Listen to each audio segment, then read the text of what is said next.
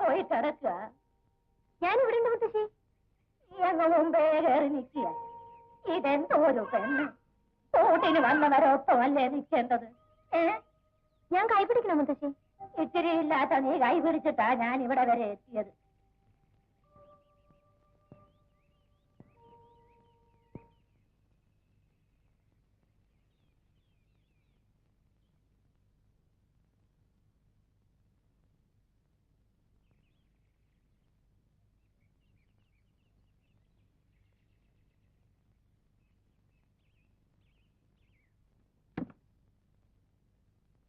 മോൻ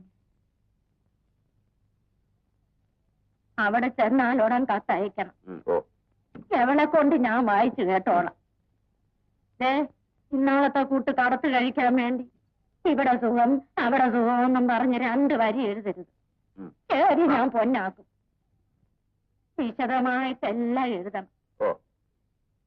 മുടക്ക് കിട്ടുമ്പോഴൊക്കെ വരികയും വേണം. നിന്നെ കണ്ടില്ലെങ്കിൽ എനിക്ക് വല്ലാത്തൊരു സംഭ്രമം പോലെ. ചേട്ടാ, എന്താണ് ചേട്ടാ? എന്താന്ന് വെച്ചാ പറയണേ.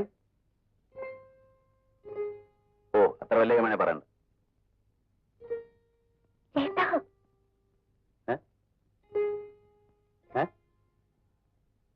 അത് ശരി.